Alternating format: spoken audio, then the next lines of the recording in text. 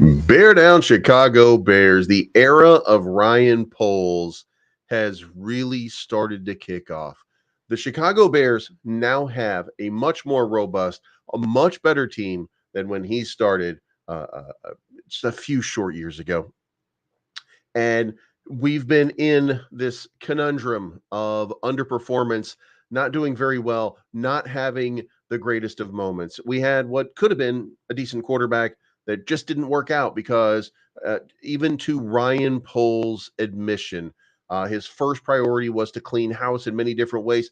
And that did not lead to him having the opportunity to build around this person. And you only have so much runway before there's nothing that you can do with it. So it didn't work out. But now we're poised to draft what could be a generational quarterback. Now, is he? The opinion of that varies. What we do know is he can throw the ball very well. He has an elusiveness about him that is very vital in today's NFL. We know that Ryan Poles has now built everything around this opportunity to create the situation in which the Bears are contenders. In fact, yesterday there was a conversation about in chat about the number of wins that were going to be available for the Chicago Bears, what their win percentage was versus what the projected win total versus what the final standings in the NFL were, and that the Bears were projected to have 8.5 wins. And then I went back and I looked at it because it was DraftKings Sportbook. Went back and I looked at DraftKings Sportbook. They're about 50-50 in their estimation. Just as an example, to clarify for you, they projected the Detroit Lions with somewhere in the neighborhood of like 7 wins, and the Detroit Lions ended up with 12 wins. So there's some pieces that don't exactly fit in place there. So it was not. So I'm not really worried about the DraftKings Sportsbook for 2023 and what it says about what this team is going to do. So I think that we should probably recognize that the Chicago Bears are poised for a big leg up in this coming season. So, and it's going to be because of Ryan Poles. It's going to be because of everything that Ryan Poles has put into this city, into this team, into building around what could be a very potent offense. Now, it should be noted that we're probably looking at a top 15, top 10 defense. Can we say that for sure? I don't know. It's very difficult sometimes to garner whether or not that's going to happen because you sometimes look at it and you sometimes you see some of the pieces and you have questions. You might you don't exactly it doesn't exactly jive with what you think or something like there might be some reasons, but the important thing is we've done a fantastic job of building this team. And I mean, I guess the question at this point is, what is the next step? What is the next step for this team? And I think that the answer to that is we're going to go through the draft. Who are we going to get through the draft? I don't know yet. There's some interesting opportunities. There's some interesting and there's some weirdness here. Mike Tannenbaum and his wild ass a draft thing yesterday, just incredibly wild. And by the way, we have a statistic that gives us an idea of that Bears defense. And by the way, I was stalling until we could get to that. And this is it. The Bears defense in the last 6 games of the 2023 season, points per game allowed, they were first. Rushing touchdowns, they were first. And interceptions, they were first. This is a team that came together at the end of the year and should continue to improve. The pieces that are in place, is Gervon Dexter a good replacement for Justin Jones is going to be the question. And I think that he is, because he had a lot of playing time as well.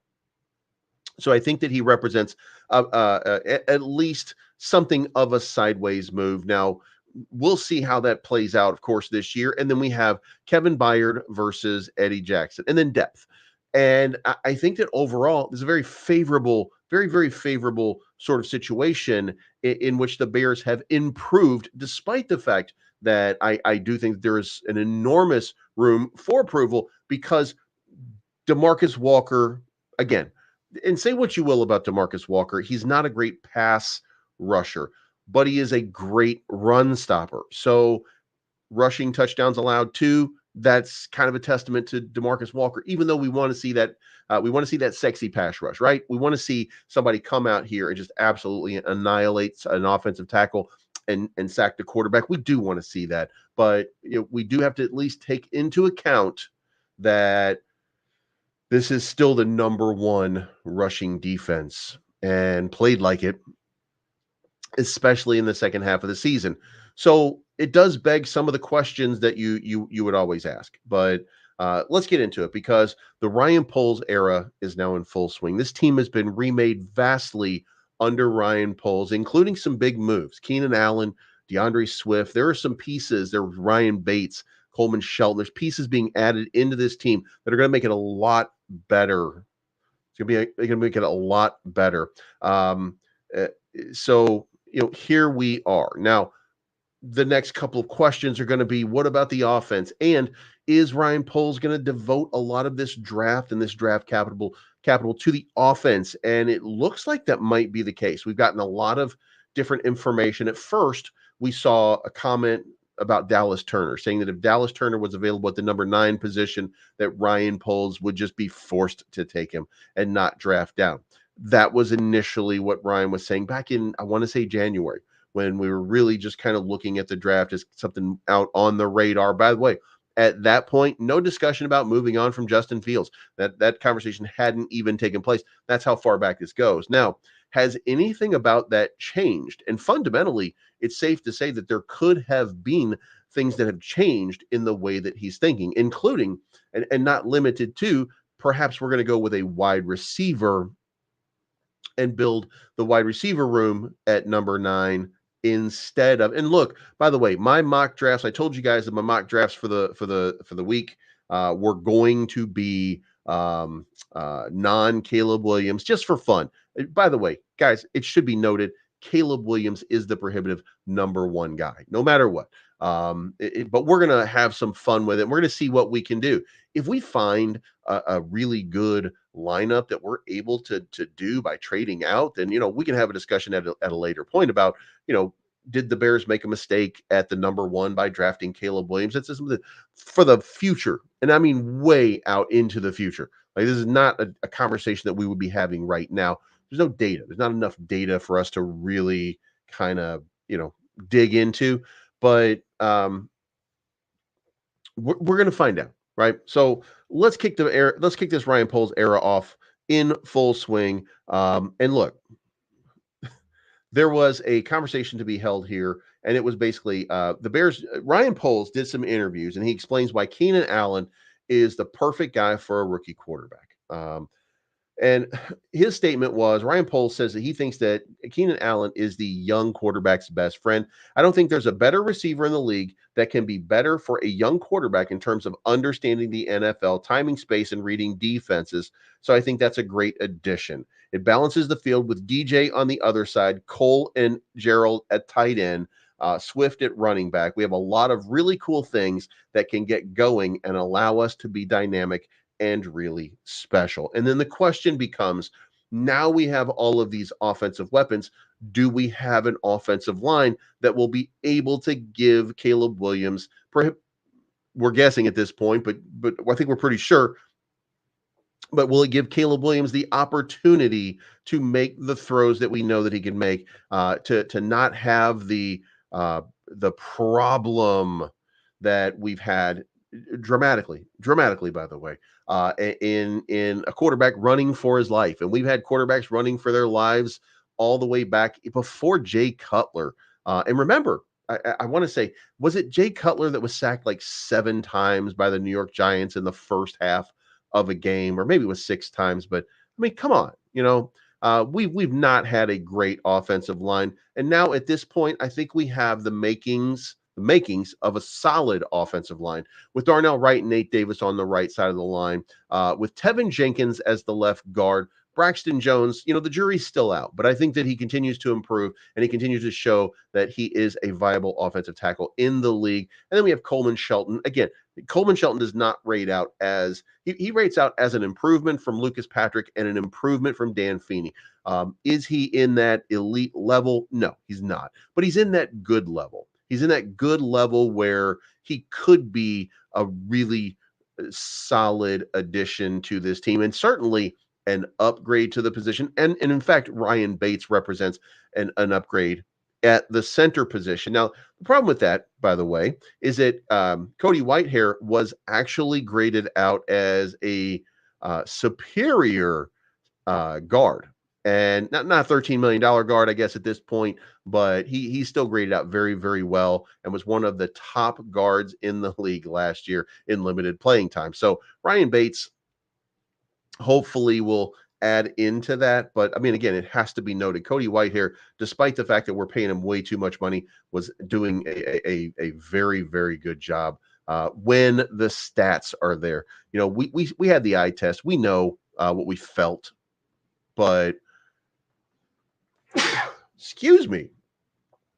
We know what we felt, but God damn it. Do you know there's a show, by the way, called Bleev, Bleav in Bears with Joey Christopoulos, Josh Lucas, and Corey Wooten? How does that happen? They just see my name and oh, God damn it. Anyway, I digress. So the offensive line, I think it's going to be improved, but we'll have to see the product on the field. Will it matter, though? Because if you have offensive weapons that are capable, a little more capable than last season's team, if you have offensive weapons that are a little bit more capable, this is a moving engine. There are moving parts to this, and I think the parts getting put into place are probably going to be favorable to the Chicago Bears, and I think that we're in a good position. So. I will see what happens here. We got a comment here. It says, Caleb is cooked, too feminine and soft.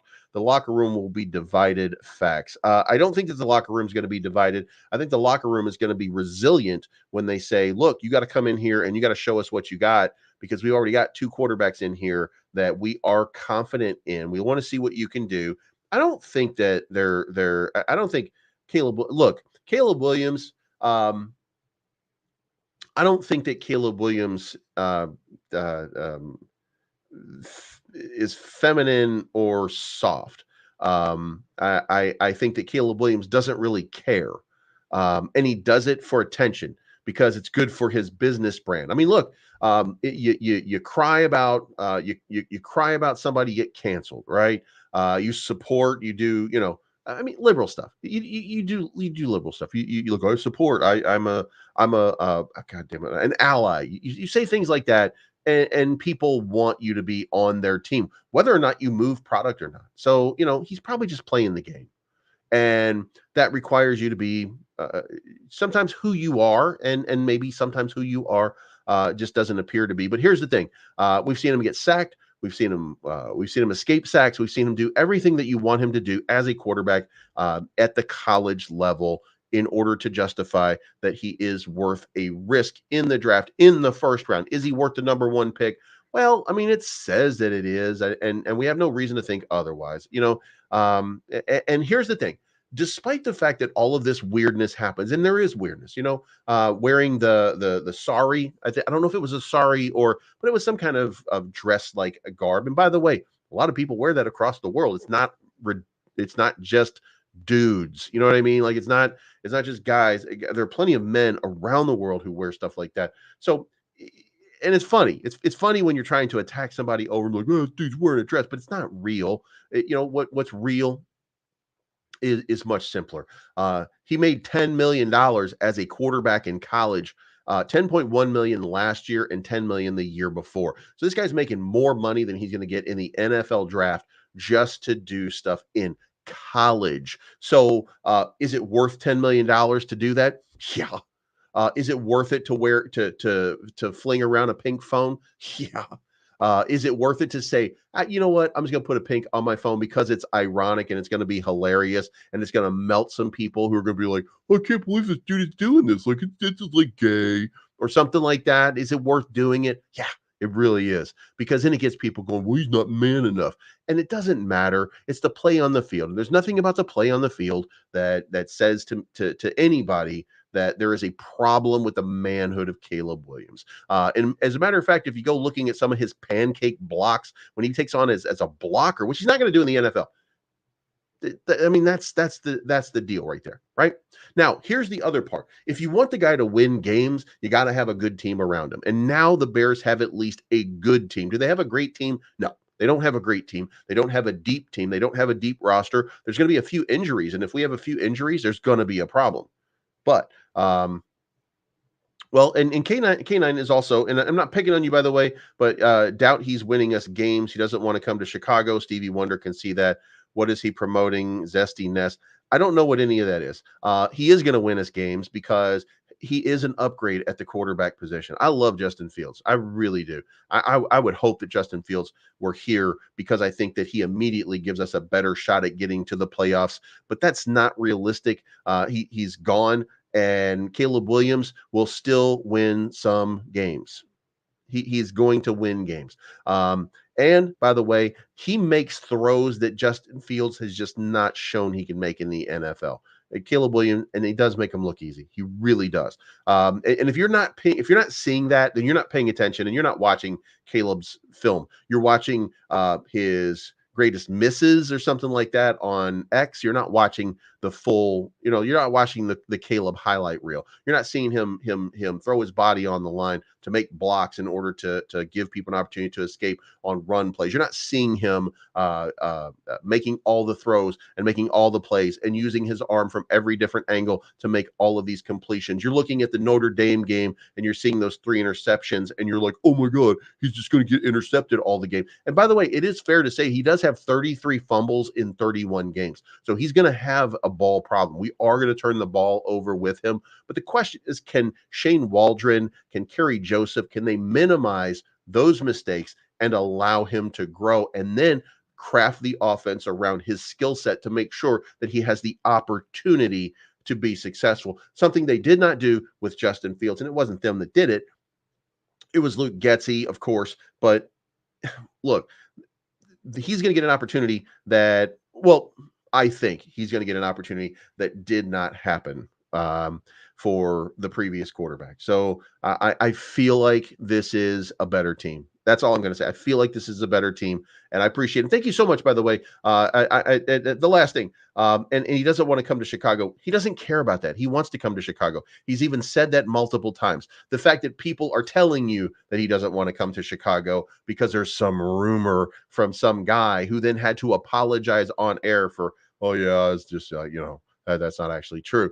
Then that doesn't mean it's real. That just means you want to believe that because you don't like him, you like Justin Fields better, or you like somebody else better. And that's fair enough, but it's not honest. Honestly, he's like, I'm excited about Chicago. He's even calling it here already. He is super excited about what is going on. The only thing that you should be questioning, or at least I can't tell you what you should be questioning, I guess, but what you should be questioning about Caleb Williams is, will he have the coaching staff around him in order to be as successful as possible? And the answer to that, I think, is yes. But here's the other part. Are you a fan of Chicago Bears or are you a fan of Justin Fields? If you're a fan of Justin Fields, then put on your Pittsburgh Steelers gear and hope he gets some play time. You know what I mean? Because he's playing behind Russell Wilson. I mean, hope for that and hope for the best. But if you're a Chicago Bears fan, then just stop. We're going to be fine.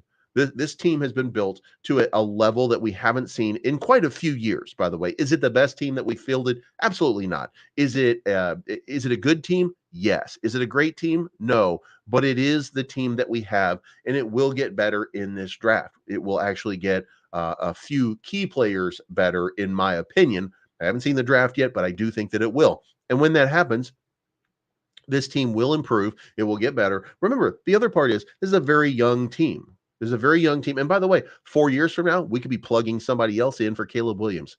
It's just, this is not about Caleb Williams. This is about putting in a young quarterback around a team that's getting better and better and better, that has a legitimate defense that can stop people. And again, I take you back to the numbers, and the numbers say this was the number one team in points per game allowed, the number one rushing TD allowed defense, and had more interceptions than any other team in the last 6 games. And by the way, that's the 6 games. It's not the end of the, it's not the full 8 games. So I would like to see the stats on that. But I'm not going to do that.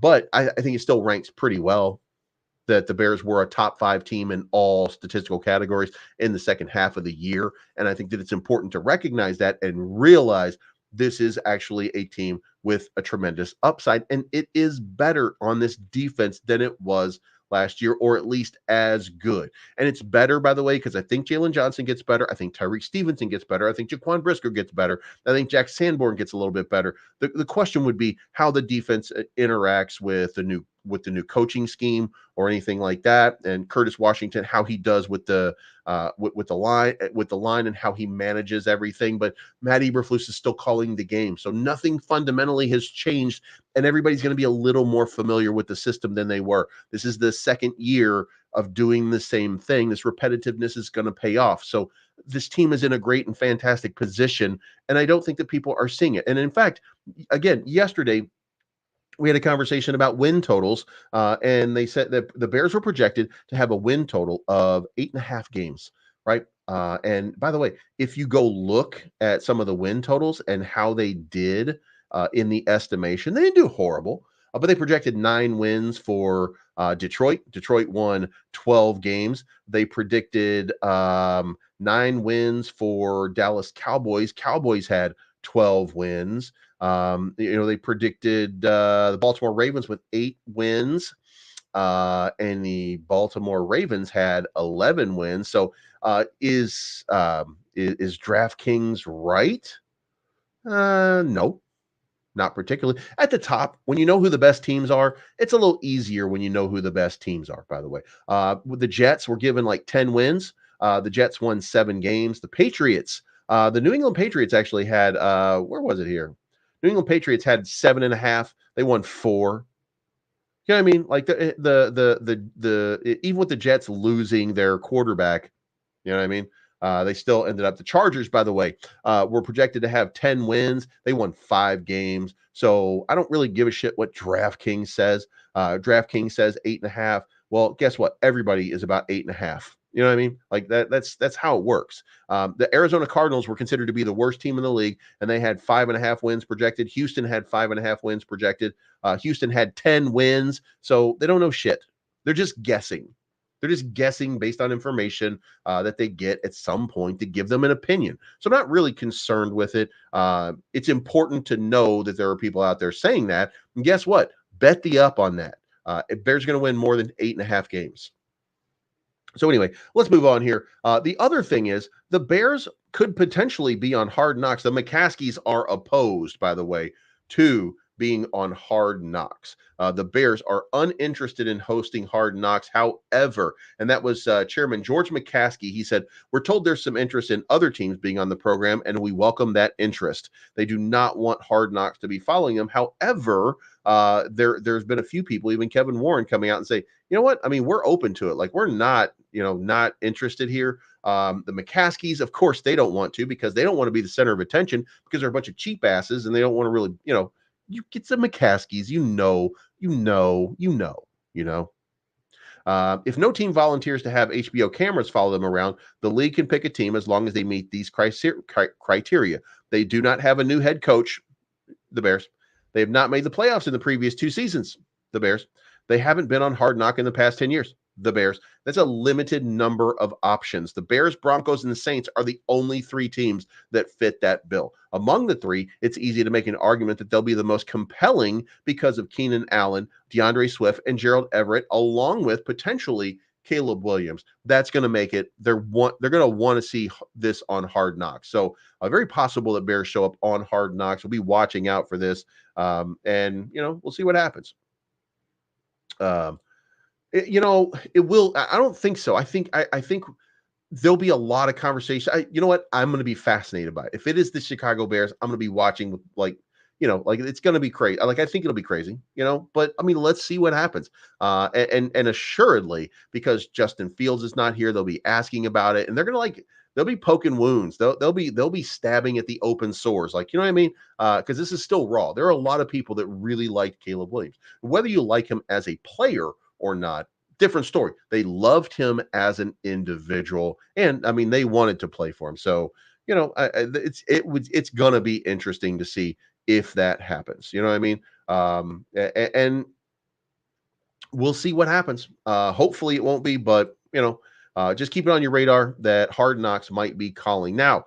Ryan Poles came out yesterday and said it pisses me off a little bit that RG3 suggested that Caleb Williams should pull an Eli Manning. And it's a little bit wild to think about that. And he said, "Look, I don't worry about people who are like this. I don't worry about people, but it does piss me off a little bit that somebody like Robert Griffin would make that kind of comment because it's not productive. It's not that's not conducive to grown man shit. You know what I mean? And to be fair here, Caleb Williams has given no indication that he's interested in anything like that. The Bears have done everything they can to build a team that will make it easy for him to just step in and be successful right away. Does it guarantee his success? It doesn't really. I mean, again, the Bears have a few spots that still need addressing that they just simply have not been able or were not willing to make the moves for or the adjustments for. The center position is an upgrade. It's not a vast upgrade. It's just, I think, a better depth more than anything. And again, Coleman Shelton's a little bit better overall, and we'll probably see he'll probably play a lot better. Braxton Jones, if Braxton Jones is not injured, then Braxton Jones has a chance to continue to improve. And I think that, I think this offensive line could come together. If he gets injured, then it's Larry Borum. If Darnell Wright gets injured, then it's Larry Borum. And everything changes dynamically about the team at that point. Now, if it's not Larry Borum, it's going to be Matt Pryor. That is an upgrade over Larry Borum, but how much? I mean, that remains to be seen. The guy came at a discount. I think he was $2 million contract, $1.3 million. So he's not financially setting it on fire. So, there are some flaws here, and there's a lack of depth that we still have to address that we have not addressed yet. But the Bears just seem to be under the impression that they can make this move now.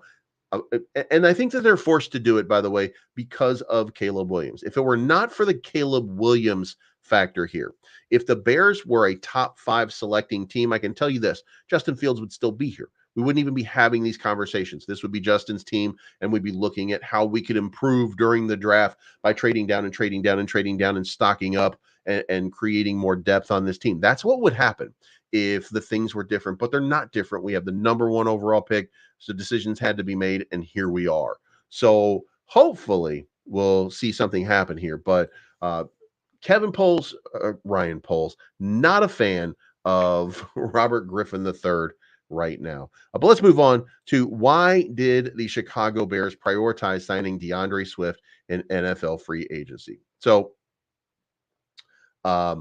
Chicago Bears head coach Matt Eberflus came out and he said, this was kind of his idea, right? We just felt that we wanted a home run hitter there. I think DeAndre brings that. We wanted a weapon back, a guy who could be a weapon out of the backfield. I think he had 49 catches last year or 50, and he brings that. He's got tremendous speed. You can feel that when he's running the football, but you can definitely feel that as a pass catcher. So I know that in situational football, it's very difficult to be able to have the two guys covered, 2 tight ends covered, and then you got another situation where you have the weapon back inside. So that is critical. And let me go back and say this one more time so that you guys hear this, because there was some question of this, and I think this is going to be a fantastic thing. So I know that in situational football, it's very difficult to be able to have the 2 guys outside covered, 2 tight ends covered, and then you got another situation where you have the weapon back inside. So that was critical. Now, here it is. We're talking 2 receivers, 2 tight ends. So it looks like I was right that we're going to be using a lot of two tight end sets going into this season and not 3 wide receivers, because I think the Bears might have the idea that they can do something better with that. So hopefully because I think this is actually better for the team. In fact, even for running the football, I think that it's better with 2 tight ends as opposed to 3 wide receivers. I think that this is representative of something that could potentially be something very, very positive. So we'll see how this runs. But DeAndre Swift had a career year in 2023, 229 carries for 1,049 yards and 5 touchdowns.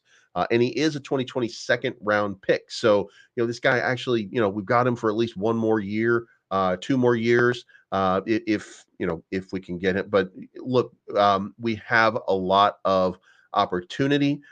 He didn't get a lot of carries in Detroit, and now suddenly we're seeing him kind of break out, and hopefully that's a positive breakout. And now let's look at these win totals, because this win total is annoying the absolute shit out of me.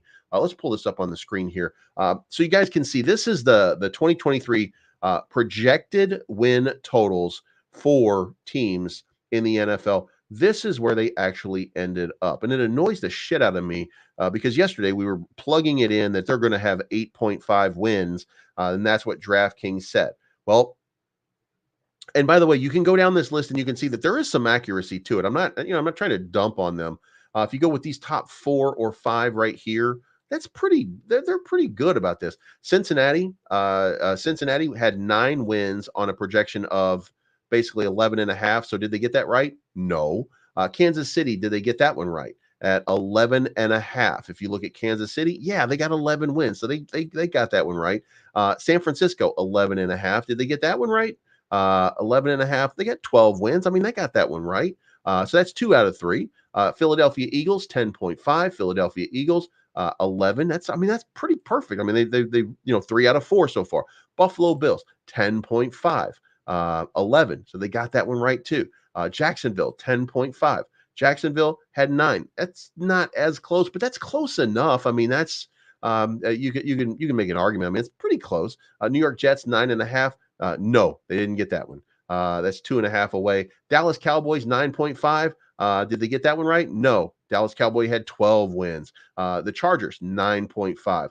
What did the Chargers do? 5 wins. What were they projected to do? 9.5. What did they do? 5. Detroit, 9.5. What did they do? 12 wins. So, they're not getting it right. They're getting an estimate, and they're getting, within a couple of wins. And sometimes they're missing completely. Cleveland Browns, 9.5 wins. What did Cleveland do? 11 wins. So I'm going to go with yes. That's close enough. 1.5 is, I think, close enough. New Orleans Saints, 9.5 wins. What did New Orleans do? 9 wins. Perfect. And by the way, the point to this is they're not horrible. They're just not right. Baltimore Ravens, 8.5. What did Baltimore do? Baltimore, 13 wins. Not even fucking close. Minnesota, 8.5. I think they got Minnesota. Nah, close enough. Yes, close enough. I mean, 7 wins. The Cleveland Browns, Denver Broncos, 8.5. Pittsburgh, by the way, everybody 8.5 here. Denver, Pittsburgh, Seattle, and New York. Denver, yes. Seattle, nope. Yeah, close enough. What else I have? Denver, god damn it.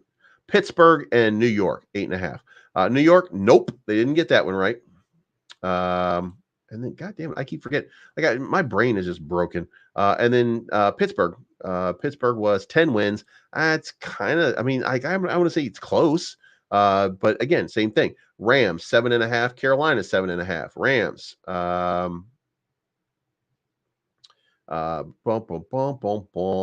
Nope.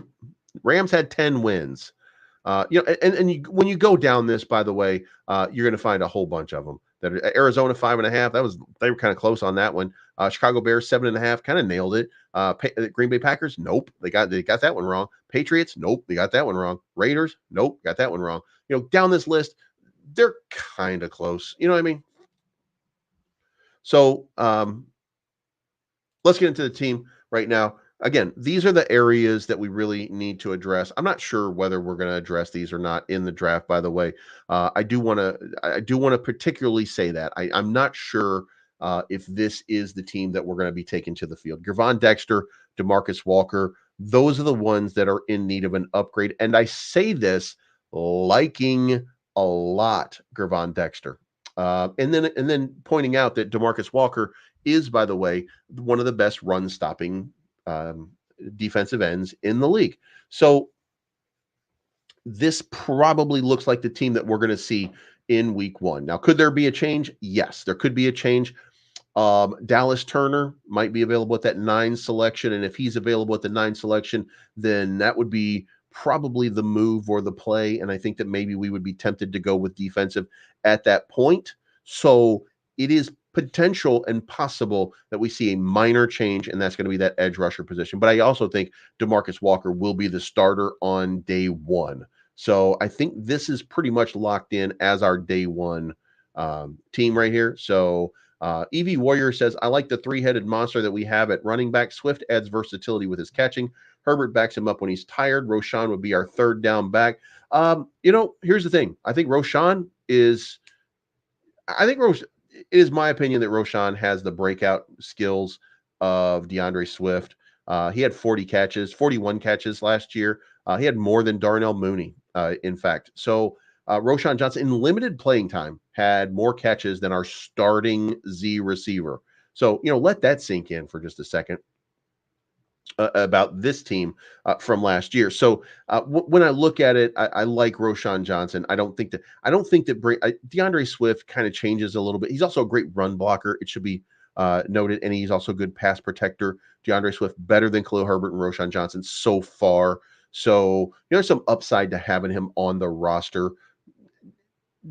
But again, I've said this many times before, and I'll say it until I'm blue in the face. Even though I like the fact that DeAndre Swift is here, I really like Khalil Herbert and Roshan Johnson to begin with. I didn't see a huge problem there. I would have liked to have brought in a running back out of the draft, but at that point, when we were thinking about that, and that was the opportunity. Then we were talking about trading down and keeping Justin Fields. Things have just changed dramatically from that level. So, here we are. Now on the offense, we do have some holes in the offense that are still going to have to be addressed. Coleman Shelton, I call him a hole in the offense. I don't think that he really is, but he's also not one of those outstanding. He's not that game changer at center. He's just a good and solid center.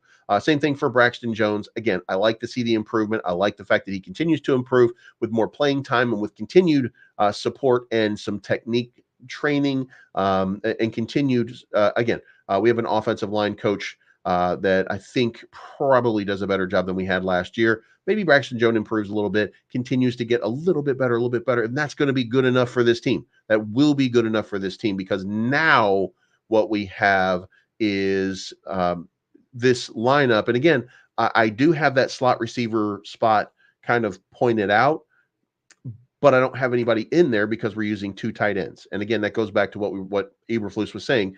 When you have situational plays and you have 2 wide receivers, 2 tight ends, and then a running back, this gives you 5 legitimate pass options for a young and developing quarterback. You're giving him all the tools. You're giving Caleb Williams all the tools that he needs in order to be successful in this league right now. And this line is going to hold up. Will it be elite? Probably not. Will it be good? Yes. Tevin Jenkins, Nate Davis, Darnell Wright, we shouldn't have any questions about them. And that means we have 2 questions, right? And I don't think that there's really a question on Braxton Jones. It is fair that other people have that question because we're still waiting to see that magical moment where he just really puts it all together. We haven't seen it yet, but we've seen good play from him. We have seen good play.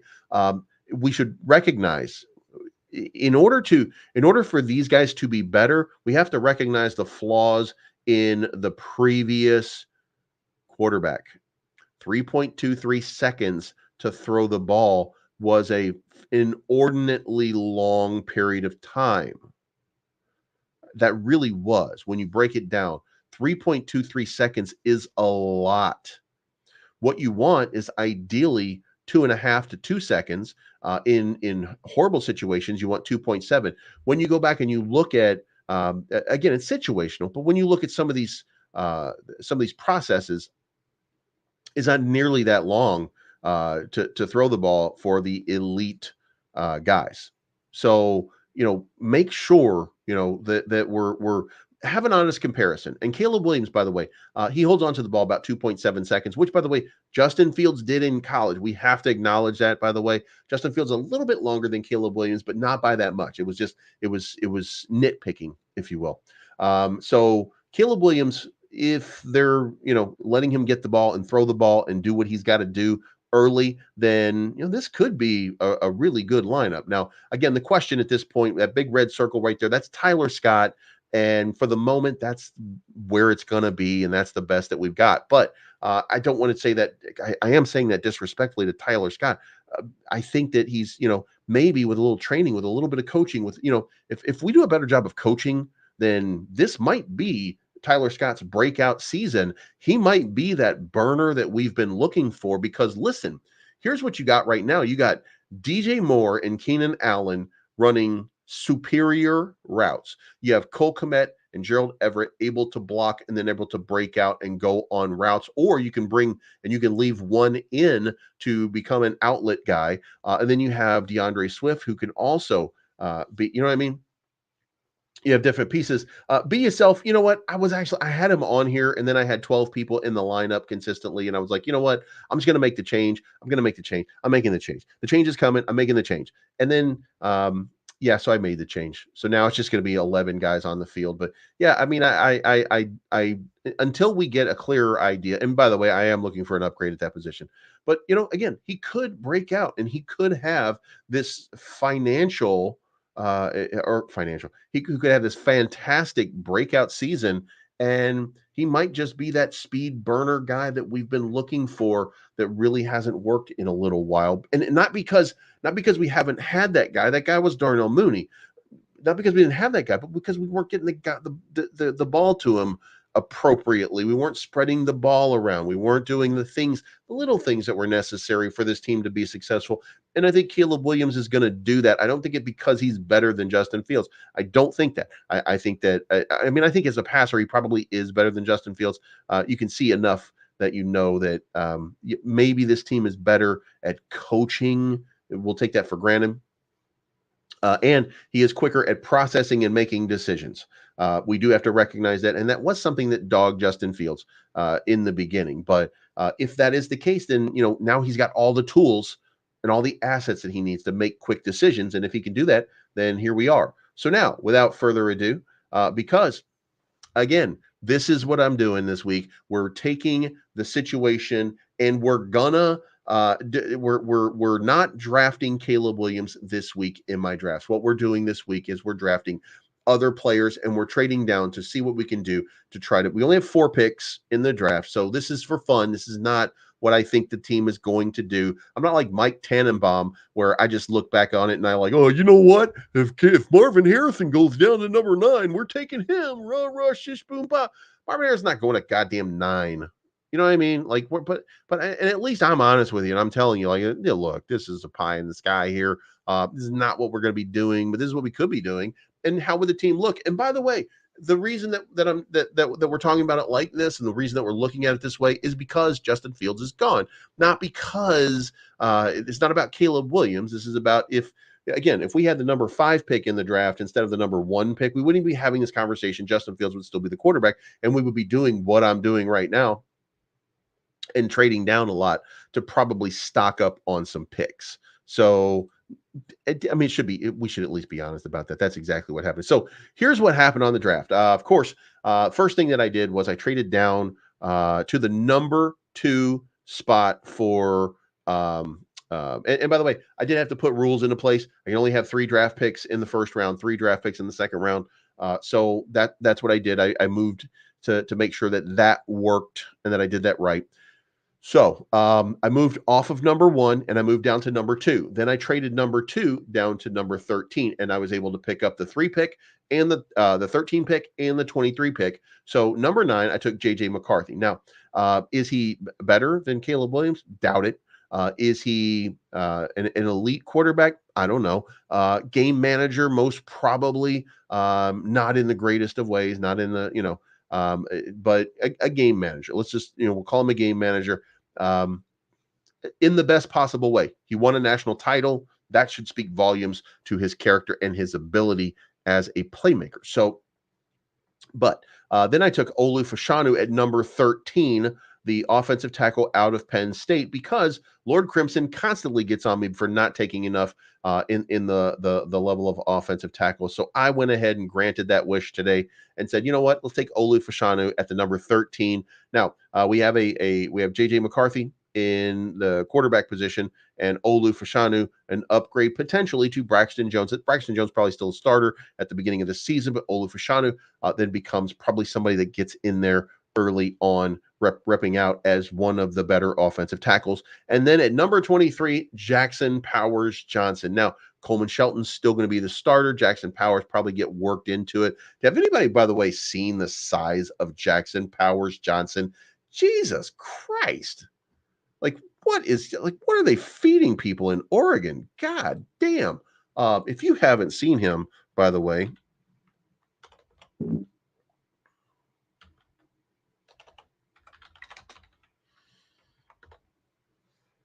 Jesus Christ, this guy's it's a mammoth.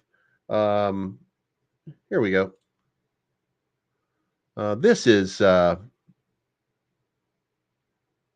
case you're trying to feed a family here, this is Jackson Powers Johnson right here. Jesus, this dude's a Hulk. Jesus Christ. Like this dude, look at this. These are tackles and guards next to him. He's as big as they are. And you normally expect a more lithe and rangy sort of guy at the center position. Not this time. This dude is a mammoth in every way. And you look at him next to his teammates, he's still a gigantic guy. He is a big, big, big guy. And I mean big. So shout out to Jackson Powers Johnson. We got him in the draft. There he is. So, but we got Jackson Powers Johnson. So now we've really redid the offensive line, and I did that because that's what that's what we were looking to do, right? We're looking to improve it. Well, then at number 36, I was able to get Johnny Newton, defensive tackle out of Illinois, which I don't know if it's an upgrade over Gervon Dexter, because I like Gervon Dexter, but it's probably an upgrade over Zach Pickens, which means that we now have a good sub to come popping in. Then I took Adisa Isaac. An edge rusher. I'm not sure that this is the pass rusher, but he is a pass rusher, so he's probably going to be on specific passing downs. Then I took Jatavion Sanders. Wanted to go lower in the draft in order to get a tight end, or wasn't looking for a tight end at all, just in case. But Jatavion Sanders works for me. Tight end out of Texas, a big cat. Makes all the plays. Then we have Braden Fisk, defensive tackle out of Florida State. Again, I just like Braden Fisk. So I wanted to have another defensive tackle in the game. And then I took Marshawn Nealon, edge out of Western Michigan. And by the way, I kept trading down so that I got more picks. This is 10 picks overall. And then I got the 2025 Minnesota and Washington first round picks, plus my own, which means I now have 3 picks next year. And then the 2025 Pittsburgh third round pick. Then we have number 108, Brandon Coleman, which he comes up quite a bit on these drafts because he's just available in that spot that we are in. He's in that 108 sort of 122 kind of range. Then at 122, I took Jalen Wright. Didn't really have a reason to take a running back other than, I'm not sure how this 3 running back set we have right now is going to end up. So I thought, we'll probably bring in somebody just in case, because there always seems to be somebody who becomes, trade bait. Khalil Herbert most likely is the trade bait at this point. I think that we probably move on from Khalil to Roshan Johnson. And, you know what I mean? Like he just, I think he didn't get the opportunity that he should have gotten or could have gotten. And so here we are. So what do you guys think? JJ McCarthy, Olu Fashanu, Jackson Powers Johnson, Johnny Newton. I think that right there is 4 starters right away, or potential starters, not at the beginning of the season, but as we get through the season, I think Jackson Powers might end up being a starter, but there is some potential here, I think. And then I'm still a big fan of Braden Fisk. I mean, I think Braden Fisk just ends up being a starter in the league somewhere. He's a big, strong guy, and plays every down. That's the best you can ask for from somebody, right? A lot of ability and plays every down. So that's the lineup. That's what we did. I hope you guys liked that draft. I hope you had as much fun watching it as I had doing it. Is actually frustrating me because I was like kept trading down and I kept thinking, you know what, man, I'm trading down too much. Am I, know what? No, I'm actually looking to actually make this team better. Again, this is actually what you're looking to do. When you're doing this, you're looking to make the team better. And the question is, did I make the team better? Now, I don't know about JJ McCarthy. JJ McCarthy is still hit or miss to me, the same as um, Caleb Williams.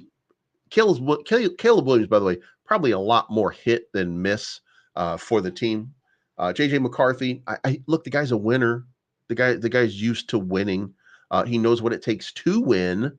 So there's some arguments to be made there. But the unfortunate part is you're hamstrung when you're doing these because you still got to have a quarterback. You can't use Tyson Bagent and Brett Ripien. That's irresponsible. It's really irresponsible to do that. Tyson Bagent for a short period of time, sure. But again, he's Division II for a reason. I think he'll be a successful backup in this league. He does show that he's got quick decision making, stuff like that, but he's got a noodle for an arm. He doesn't make all the throws. If he comes out and looks impressive in preseason, I mean, that might change. But for right now, and JJ, by the way, better arm, a little more arm strength, and the guy stays on his feet, makes plays, keeps the ball moving downfield. I mean, there's a lot to like in JJ McCarthy. Again, if we were not the number one overall selection, this is a discussion we could be having. You know what I mean? Like we could be having that discussion about bringing in JJ McCarthy as a backup because we don't know. Because remember, this is the contract year for Justin Fields, and we would have to make a decision on the quarterback at that point. So it made sense in the previous uh, dynamic to consider somebody like a JJ McCarthy just in case you needed somebody, and then draft down, get a bunch of different picks and shit like that, and just try to build his team. So there you have it. That's I think it ended up being a pretty good draft. I think it ended up decent at any rate. Look to create line depth on both sides of the ball, which I think is very important. So let me know what you think, by the way, in the comments. So that's going to wrap it up for today, guys. Look, don't forget, this is the Ryan Poles era. He's done everything right so far. Chase Claypool, we can make an argument about Chase Claypool. We didn't understand some of the moves that he was making early on, but now they kind of fit into place. Or the possibility, and by the way, actually, Lord Crimson's actually bringing this up. Do you think Poles is planning for the future or trying to win now? I think he's trying to do both, and I think he's trying to do both because here we are in the situation where we weren't expecting Caleb Williams to fall in the lap. That's the difference maker right now. This team is built or was probably meaning to be built for this year with the idea of trading down probably a 2 or a 3 or a 4 pick because it wasn't about Caleb Williams. And we weren't going to have that, but it fell into our lap with the number 1 pick, and it was too much to pass up. And I think he even made a comment about runway. That runway changed things dramatically because now you have to make a decision on Justin Fields. Not the decision you want to make, but you have to make a decision about Justin Fields. Is he the guy for the future? And if you decide no, then, I mean, of course, you're moving on. So here we are, but we're moving on because of that number 1 pick. So it changes. We should be building for the future. We probably, after the number 1 and the number 9, we probably trade down to get some depth on the roster at 75 and 122, maybe trade down on just a little bit unless something too good to pass up shows up. And then we just kind of accept it. So then I think what you're going to see is you're going to see a lot of maneuvering and a lot for next year as we use that opportunity, because here's the other part.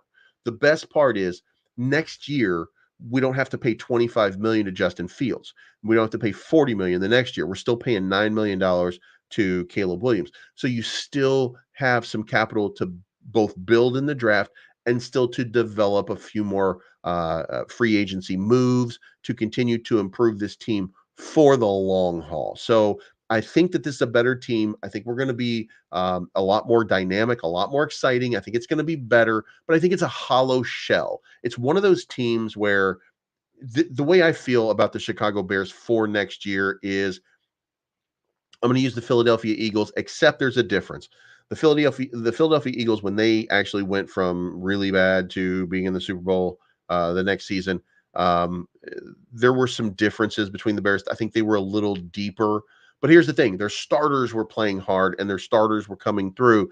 And that's what the Bears have. If the starters stay healthy, if everything works out in a positive fashion, then we're going to see something incredible take place. That's my opinion. We're going to see the Bears get into a situation in which they're in the playoffs. They make the playoffs. They do a little bit better than that 8.5 bullshit projection.